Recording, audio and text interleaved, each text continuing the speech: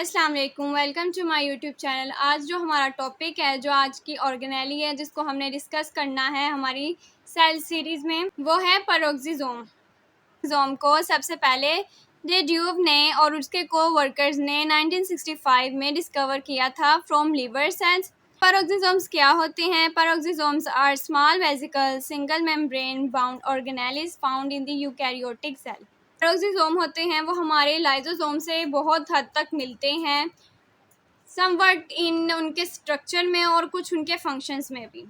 पेरोक्सिसम क्या है? ये एक स्मॉल वेसिकल्स होता है और ये सिंगल मेम्ब्रेन बाउंड होता है।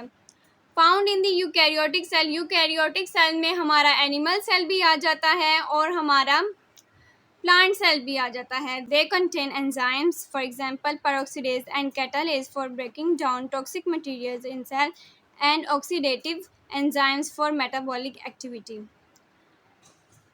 हमारे जो पेरोक्सिसोम होते हैं, इनका फंक्शन हमारी बॉडी में मेन ये होता है कि वो हमारी बॉडी से ऐसे हार्मफुल चीज़ों की ब्रेक डाउन करते हैं। For example reactive oxygen species, जिसको हम ROSP कहते हैं, ये हमारी बॉडी के लिए बहुत हार्मफुल होती हैं। ये हमारी बॉडी में ऐसे मेटाबॉलिक प्रोसेस करती हैं, लाइक ये हमारी बॉडी में प्रोटीन, लिपिड और न्यूक्लिक एसिड की ब्रेक डाउन करना स्टार्ट कर देती है, जो कि हमारे किसी भी सेल के लिए, टिश्यू के लिए या ऑर्गन के लिए हार्मफुल होता है। पेरोक्सिसोम का फंक्शन है कि वो हमारे उस रिएक्टिव ऑक्सीजन स्पीशीज़ की क्लियरेंस करे हमारी बॉडी से, उनकी ब्रेक डाउन करे और इनको डिस्ट्रॉय करे। ये जिस तरह हमारे लाइसोसोम थे, उनके अंदर हाइड्रोलिटिक एंजाइम थी जो कि हमारे सेल में किसी भी चीज़ के ब्रेक डाउन करते थे। इसी तरह हमारे जो पेरोक्सिसोम है, इसकी जो सेंटर होता है वो क्रिस्टलाइन कोर होता है।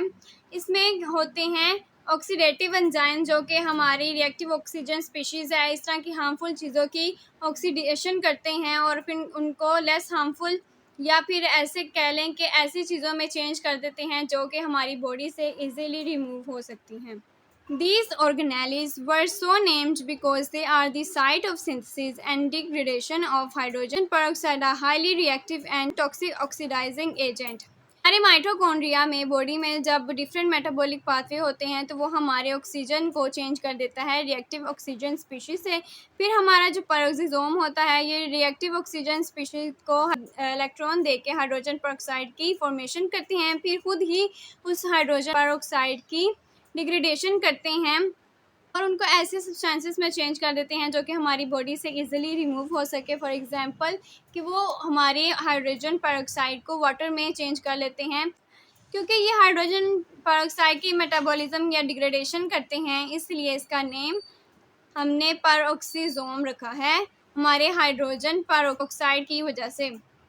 आगे हम देख लेते हैं इम्पोर्टेंट एंजाइम्स जो कि पेरोक्सिसोम में पाए जाते हैं। सबसे पहले आ जाता है कैटालेज, फिर आता है डी अमीनो एसिड ऑक्सीडेज, फिर यूरेट ऑक्सीडेज, फिर ग्लाइकोलेट ऑक्सीडेज और ल्यूसीफेरेज। अब ये सारे जो एंजाइम हैं, इन सब का हमारी बॉडी में ये फंक्शन है कि ये ऐसे सब्सटेंसेस को, ऐसे कंपाउंड्स को जो कि हमारी बॉडी में एज अ टॉक्सिक हैं, उनकी डिटॉक्सिफिकेशन करना।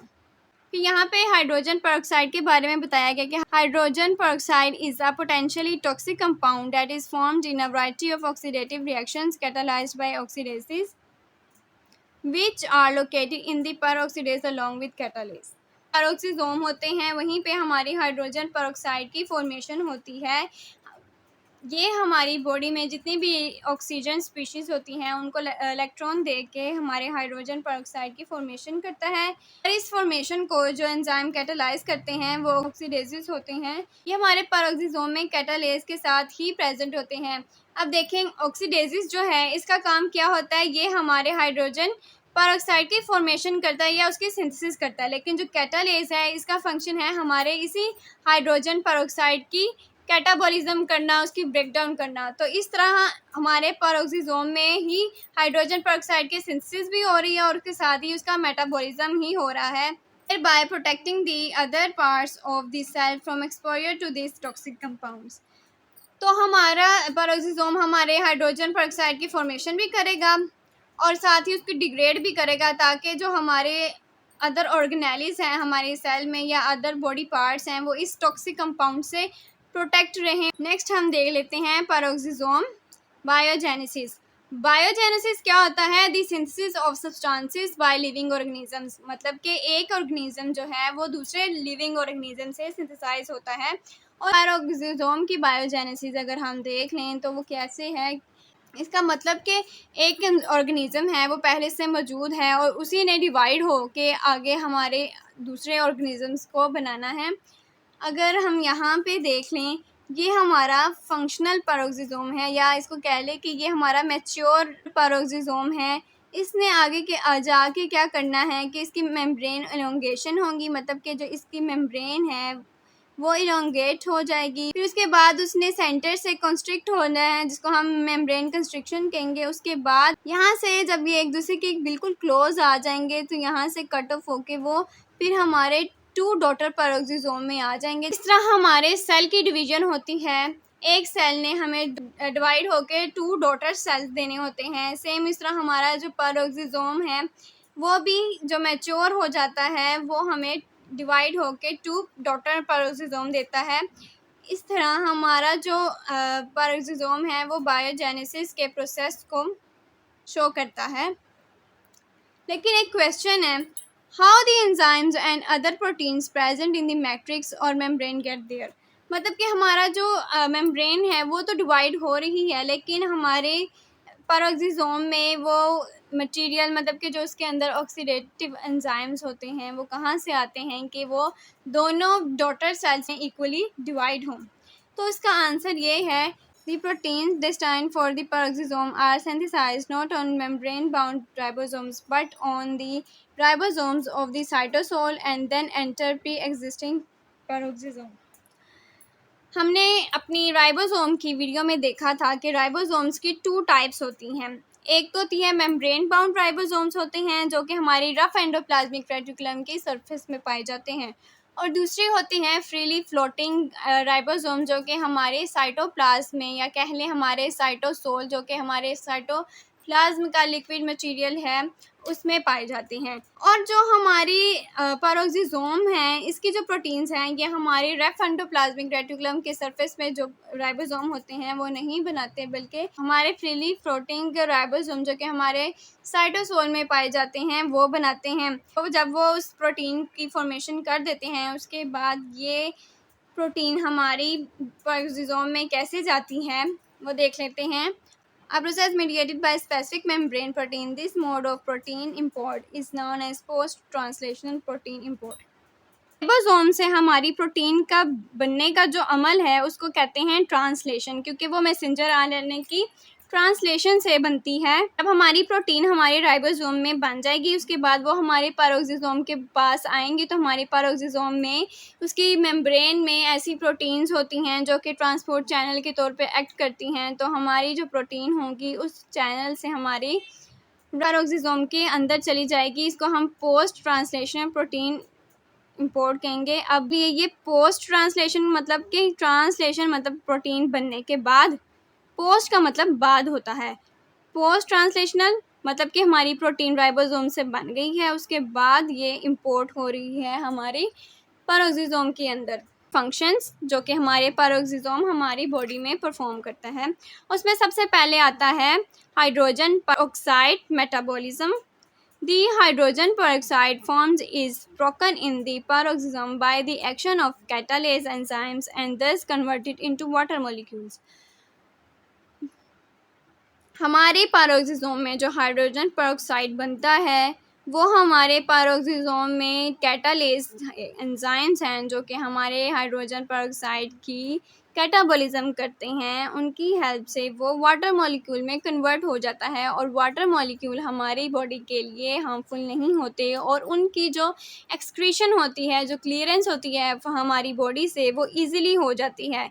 इस तरह हमारा जो पैरोक्सिसोम है वो हाईली टॉक्सिक हाइड्रोजन पेरोक्साइड को हमारे वाटर मॉलिक्यूल्स में कन्वर्ट करता है। Detoxification of toxic compounds. Catalase can detoxify a variety of chemicals including methanol, ethanol, phenols.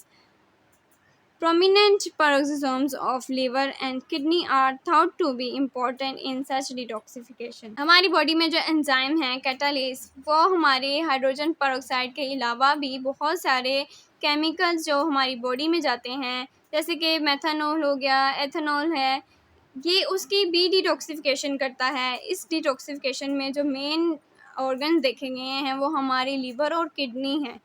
हम जानते हैं कि लीवर हमारे मेटाबॉलिज्म के लिए इम्पोर्टेंट है और हमारी किडनी हमारी एक्सक्रीशन के लिए, हमारी क्लियरेंस के लिए इम्पोर्टेंट है। ये दोनों ऑर्गन्स हमारी बॉडी में ऐसा डिटॉक्सिफाई ऑर्गन काम करते हैं, इसीलिए इन्हीं में ये एंजाइम ज़्यादा पाए जाते हैं। Oxidation of fatty acids.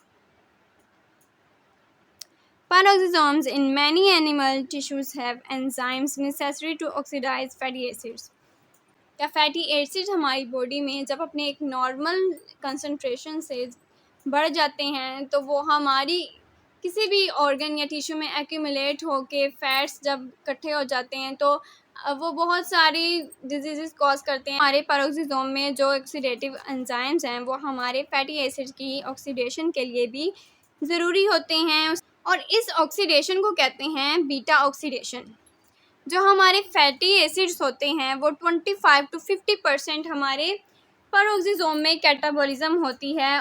Metabolism of nitrogen containing compound, जिस तरह रिएक्टिव ऑक्सीजन स्पीशीज़ थी इस तरह हमारी बॉडी में रिएक्टिव नाइट्रोजन स्पीशीज़ भी होती हैं जो कि हमारी बॉडी के लिए बहुत हार्मफुल होती हैं। तो हमारी पेरोक्सिसोम कंटेन एंजाइम का यूरेट ऑक्सीडेज, जिसको हम यूरिक एसिड भी कहते हैं, needed to oxidase urate a purine formed during the catabolism of nucleic acid and some proteins। जिस तरह हमारी रिएक्टिव ऑक्सीजन स्पीशीज़ हमारे इम्पोर्टेंट मेटाबॉलिक प्रोसेसेस के नतीजे में बन रही थी, इसी तरह जब हमारी बॉडी में हमारी न्यूक्लिक एसिड या किसी भी प्रोटीन की कैटाबॉलिज्म होती है तो उसके रिज़ल्ट में हमें यूरेट मिलता है।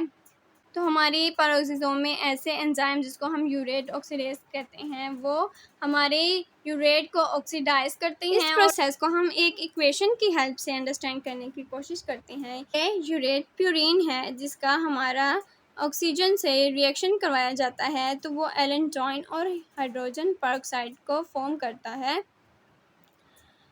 और एलेंटोइन की जो एक्सक्रीशन होती है वो उसको एलेंटोइन एसिड में कन्वर्ट करके हमारी बॉडी से एक्सक्रीट आउट कर दिया जाता है। और जो हाइड्रोजन पेरोक्साइड है इसकी जो हमारी क्लियरेंस या एक्सक्रीशन होती है या कैटाबॉलिज्म होती है वो हमने देख ली है कि हमारे पेरोक्सिसोम में जो कैटालेज होते हैं वो हमारे हाइड्रोजन पेरोक्साइड को सिंपल वाटर मॉलिक्यूल्स में कन्वर्ट करते हैं। Other peroxisomal enzymes like aminotransferases helps in the synthesis and degradation of amino acids। ऐसे अमाइनो एसिड जो कि हमारी बॉडी में हेल्पफुल भी हैं और जब उनका फंक्शन परफॉर्म हो जाता है उसके बाद उनकी डिग्रेडेशन भी ज़रूरी होती है। उनमें जो अमाइनो ट्रांसफरेजेस हेल्प करते हैं वो भी हमारे पेरोक्सिसोम में पाए जाते हैं। Breakdown of unusual substances। Some of these substrates for peroxisomal oxidases are rare compounds for which the cell has no other degradative pathways such as D-amino acids which are not recognized by enzymes which degrade L-amino acids। ये D और L जो होती हैं ये dimensions होती हैं हमारी amino proteins की। पेरोक्सिसोम जो होते हैं वो हमारी बॉडी में ऐसे सब्सटेंसेस की भी डिग्रेडेशन करते हैं जिनके लिए कोई भी अदर डिग्रेडेटिव पाथवे नहीं होता। लाइक अगर हम देख लें एल अमाइनो एसिड है इसके लिए हमारी बॉडी में और भी डिग्रेडेटिव पाथवे हैं लेकिन जो हमारा डी अमाइनो एसिड है ये सिर्फ पेरोक्सिसोम में डिग्रेड होगा। इस तरह हमारे जो पेरोक्सिसोम होते हैं वो बॉडी में रेयर कंपाउंड्स की जिसके लिए सेल के में कोई भी डिग्रेडेटिव पाथ में नहीं होता उसकी डिग्रेडेशन भी उसकी ब्रेकडाउन भी करते हैं। हमने देखा है पेरोक्सिसोम हमारे लाइसोसोम से बहुत मिलते जुलते हैं। तो नेक्स्ट वीडियो हमारी होगी लाइसोसोम और पेरोक्सिसोम में डिफरेंस की। आई होप सो कि आपको मेरी इस लेसन की समझ आई होगी। तो मिलते हैं अपनी नेक्स्ट वीडियो में, तब के लिए अल्लाह हाफिज़।